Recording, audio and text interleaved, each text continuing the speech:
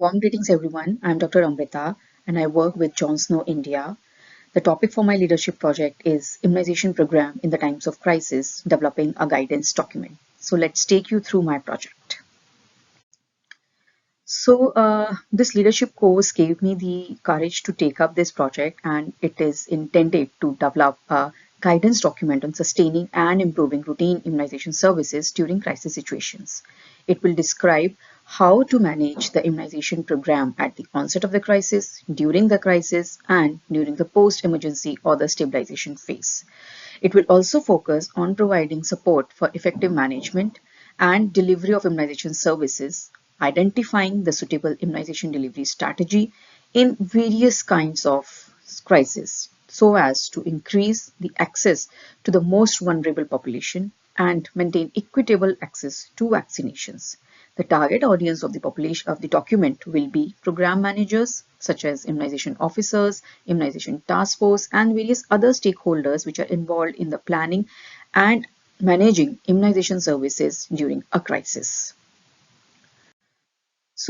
Coming to why I chose this particular topic, it was during COVID-19 times that I realized crisis impacts the public healthcare delivery system with short and long-term implications.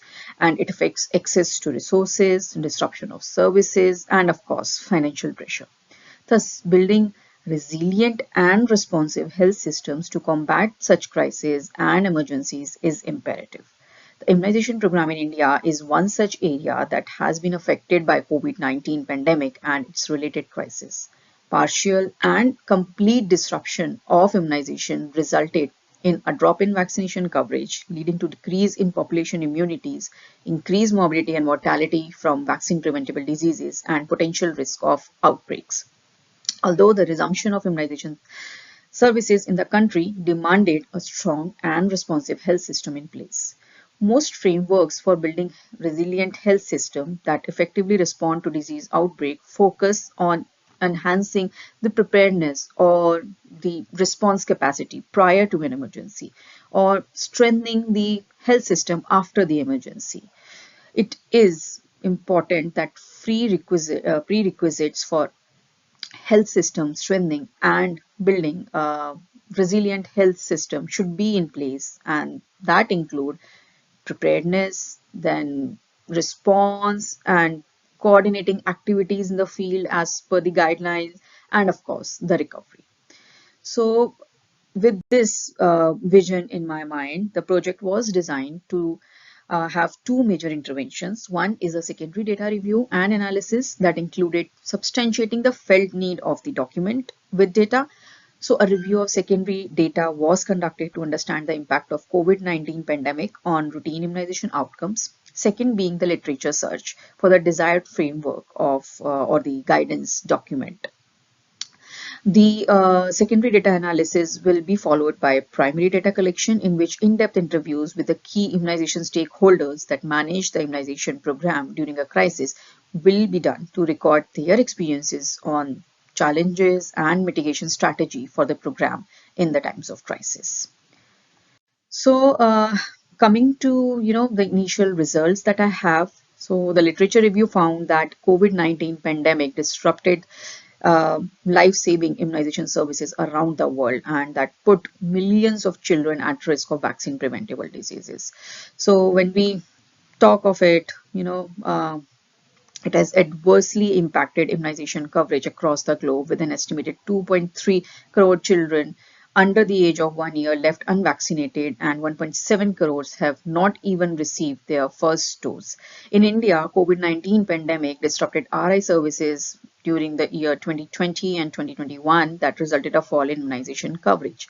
So as per the unique estimates, 21 lakh children didn't receive their TPT3 dose in 2019, which rose to 35 lakhs in 2020. Even the HMIS data that we followed for review of our program shows a decrease in 12.1 lakh doses from 2019 to 2020, and the difference continued in the subsequent year with 3.6 lakh doses that were administered less as compared to the previous year. So this clearly warranted a document for managing the program and prepare for any future crisis.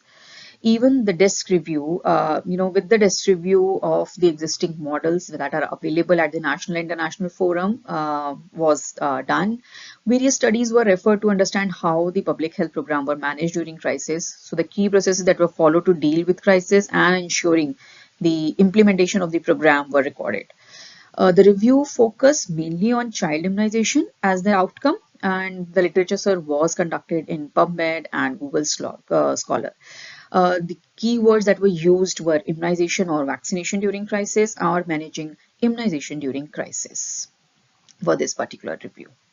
So during the review, the most promising framework that I came across was the resilient health system framework that was proposed by Crook and colleagues that included the few elements that are aware, diverse, self-regulating, integrated, and adaptive.